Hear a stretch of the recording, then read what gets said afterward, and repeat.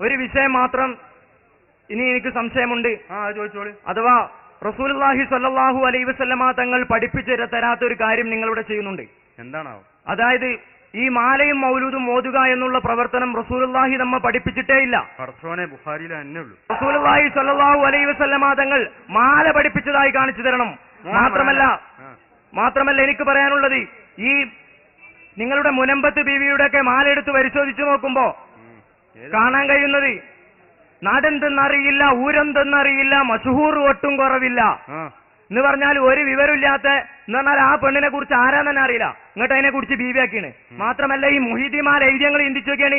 മൊഹീദിമാരെടുത്ത് പാട്ട് നോക്കി അപരിഷൊണ്ണാബൈത്തിന് ഇങ്ങനെ തുടങ്ങിയിട്ട് ഒരുപാട് തബൈ കവിതകൾ. ആര് സ്വണ്ണപ്പ, ഇങ്ങനത്തെ ഒരുപാട് വിഷയങ്ങൾ മാലയിലും മൗലൂദിലും കിടക്കുന്നുണ്ട്.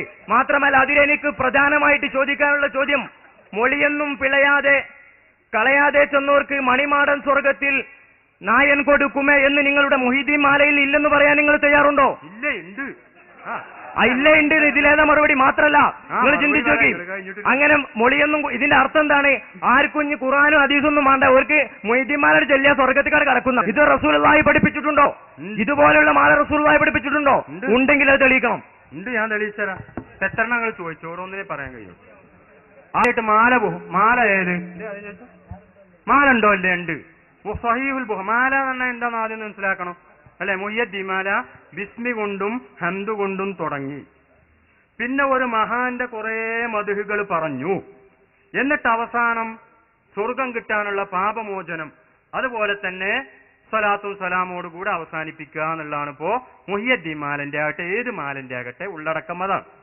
എന്നാ ബുഖാരി ഇട്ട് നോക്കിയേക്കാണ് വഫീന റസൂലുള്ളാഹി യത്ലൂ കിതാബഹു ഇദൻ ശക്ക മഅറൂഫുൻ അലൽ ഫജ്രി സാത്തിഉ സ്വലാത്തും വതസ്ലീമും ഖദ്കാ തഹിയ്യതി അലൽ മുസ്തഫൽ മുഖ്താരി ഖൈറുൽ ബരിയതി.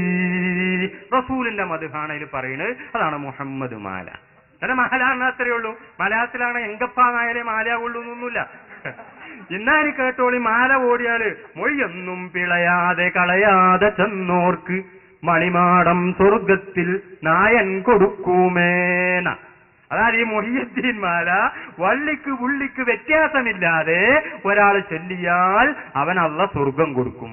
ഇതാണ് പേര് മൂപ്പർ ചോദിച്ച. വേറൊന്ന് കുറെ പറഞ്ഞിട്ട് അപ്പൊ നമ്മൾ ചുരുക്കി പറയാം.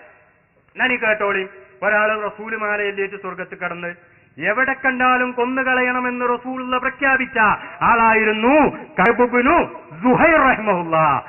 അദ്ദേഹം സഹാബിയാണ്. അദ്ദേഹത്തിന് എന്താ ഓർഡർ? എവിടെ കല്ലാണ് കൊല്ലണം എന്ന് റസൂലുള്ള ഉത്തരവിട്ട ആളാ. ആര്? റഹ്മത്തുൽ ആലമീനായ റസൂല് ഉത്തരവിട്ട ആളാണ്. എവിടെ കണ്ടാലും കൊല്ലണം. അയാൾ റസൂലിന്റെ സാസിൽ വന്നിട്ട് പാടുക ബാനത്തു സുവാദു ഫഖൽബിൽ യൗമ മത്ബൂലു എന്നിങ്ങനെ തുടങ്ങിയിട്ട് ഇന്നർ റസൂല ലസൈഫുൻ യുസ്തലഉ ബിഹി മുഹന്നദും മിൻ സുയൂഫില്ലാഹി മസ്ലൂലു. കണ്ടോ? അതിന് പാടിയപ്പോ റസൂല് പുറപ്പട് സമ്മാനം കൊടുത്തു എന്നാ.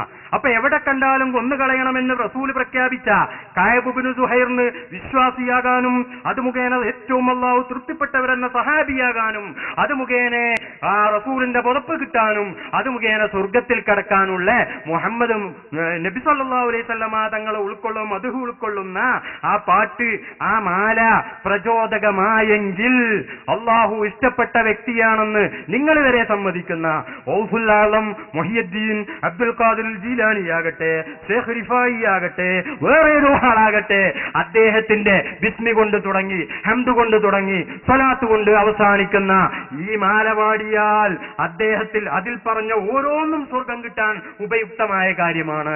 ഉദാഹരണമായി ഞാൻ പറയാം. മസ്ജിദ് ഖുബായിൽ ഒരു ഇമാം ഉണ്ടായിരുന്നു. ഈ ഇമാമിന്റെ സ്വഭാവം എന്താണ്? അദ്ദേഹം സാധാരണ നിസ്കാരത്തിൽ, ബുഖാരി ഉദ്ധരിച്ച ഹദീസ്, സാധാരണ നിസ്കാരത്തിൽ ഒരു സൂറത്ത് ഓതും. അതിന്റെ പുറമെ എല്ലാ റക്അത്തിലും എന്ന് പറഞ്ഞാൽ സൂറത്ത് ഓതുന്ന എല്ലാ റക്അത്തിലും ഖുൽ ഹുവല്ലാഹു അഹദും ഓതും. ബുഖാരിയിലുള്ള സംഭവം. അപ്പോ റസൂല് അവിടെയുള്ള ആളുകൾക്ക് ഈ ഇമാമിനെ ഉപേക്ഷിക്കാനാണെങ്കിൽ മടി, കാരണം ഇയാളോടുള്ള തൃപ്തിയാ. അതേ സമയത്ത് 2 സൂറത്ത് റക്അത്തിൽ ഓതുക എന്നുള്ളത് അവർക്ക് അത്ര ഇഷ്ടമല്ല. അങ്ങനെ റസൂൽ അവിടെ വന്നപ്പോ പ്രശ്നം പറഞ്ഞു. അപ്പൊ റസൂലുള്ള വിശദീകരിച്ച്, അല്ല മോനെ എന്താണ് ഒരു സൂറത്ത് ഓതിയപ്പോൾ എന്തിനാ അങ്ങനെ ചെയ്യുന്നത് എന്ന് ചോദിച്ചപ്പോ ഇന്നി ഉഹിബ്ബുഹാ എന്ന് പറഞ്ഞു. എനിക്ക് ആ സൂറത്തിനോട് വലിയ ഇഷ്ടമാണ്. അപ്പൊ റസൂലുള്ള പറഞ്ഞത് എന്താ? ഓടാ അവിടുന്ന് എന്റെ ഇഷ്ടം, ഞാനൊരു സൂറത്ത് ഓതുന്നല്ലേ പഠിപ്പിച്ച. റസൂലുള്ള പറഞ്ഞല്ല, എന്താ പറഞ്ഞത്? ഹുബ്ബുകയ്യാഹാ അദ്ഖലക്കൽ ജന്ന. റസൂലുള്ള ഒരു സൂറത്ത് ഓതാനാ പഠിപ്പിച്ചത്. ദിവസം കുൽഹു അല്ലാഹു അഹദും കൂടി അതിൽ കൂട്ടുക എന്നുള്ള മൂപ്പര് ചെയ്തതാണ്. പക്ഷേ കുൽഹു അല്ലാഹു അഹദ് എന്ന വിശുദ്ധ ഖുർആനിലെ ഒറ്റ സൂറത്താണ്. അതിനെ പ്രിയം വെച്ചതുകൊണ്ട് സ്വർഗത്തിൽ കടത്തും എന്നല്ല പറഞ്ഞ, അദ്ഖലക, നിന്നെ അത് സ്വർഗത്തിൽ കടത്തിയിരിക്കുന്നു എന്നാ റസൂലുള്ള പറഞ്ഞത്. അപ്പോ ഖുർആനിനോടുള്ള ഇഷ്ടം അത് സ്വർഗത്തിൽ കടക്കാനുള്ള മാർഗമാണ്. അപ്പൊ ഈ വലിയ അള്ളാഹുവിന്റെ വലിയനോടുള്ള ഇഷ്ടം അഫ്ളലുൽ അയ്യുൽ അമാലി അഫ്ളലു യാ റസൂലല്ലാഹ്, അമലുകളിൽ വെച്ച് ഏറ്റവും പ്രിയപ്പെട്ട അമൽ ഏതാണ് നബിയെ? റസൂലുള്ള പലപ്പോഴും പല മറുപടിയും പറഞ്ഞ കൂട്ടത്തിൽ അൽ ഹുബ്ബു ഫില്ലാ വൽ ബുഗ്ളു ഫില്ലാ എന്നാ പറഞ്ഞത്. അള്ളാഹു സ്നേഹിച്ചവരെ സ്നേഹിക്കുക, അള്ളാഹു ദേഷ്യപ്പെട്ടവരെ ദേഷ്യപ്പെടുക. അപ്പൊ അള്ളാഹു സ്നേഹിച്ച മുഹിയുദ്ദീൻ ശൈഖിനെ സ്നേഹിക്കാത്ത ഒരാൾക്ക് മാലയ്യാൻ കഴിയൂലല്ലോ. അപ്പൊ മുഹിയുദ്ദീൻ ശൈഖിനെ സ്നേഹിക്കുക എന്നുള്ള ഒരു സൽക്രമമാണ്. അദ്ദേഹത്തിന്റെ മദ്ഹ് പറയാന്നുള്ളത് മറ്റൊരു സൽക്രമമാണ്. അതുപോലെ തന്നെ ബിസ്മി ചൊല്ലുക എന്നുള്ളത് മറ്റൊരു സൽക്രമമാണ്. സ്വലാത്ത് ചൊല്ലുക എന്നുള്ളത് മറ്റൊരു സൽക്രമമാണ്. ഇതിൽ നിന്നുള്ള ഓരോന്നും ഒറ്റക്ക് ചെയ്താൽ തന്നെ സ്വർഗം കിട്ടാൻ പര്യാപ്തമായ ഓരോ കാര്യങ്ങളാ. അപ്പൊ പിന്നെ ഇത് മുഴുവനും കിട്ടുന്നവന് സ്വർഗം കിട്ടുന്ന പറഞ്ഞാല് അത് നമ്മൾ മുടക്കാൻ നടക്കുന്നത് എന്തിനാ?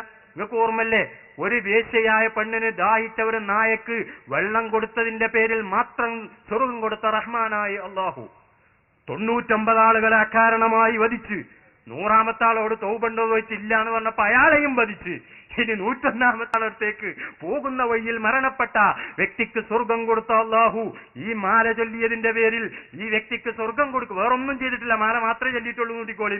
അതിന്റെ പേരിൽ ഈ വ്യക്തിക്ക് സ്വർഗം കൊടുക്കുകയാണെങ്കിൽ അത് വേണ്ടെന്ന് പറയാൻ എനിക്കോ നിങ്ങൾക്കോ ചൊല്ലിയവനോ അവകാശമുണ്ടോ? പിന്നെ എന്തിനാണ് നിങ്ങൾ അതിനെ എതിർക്കുന്നത്?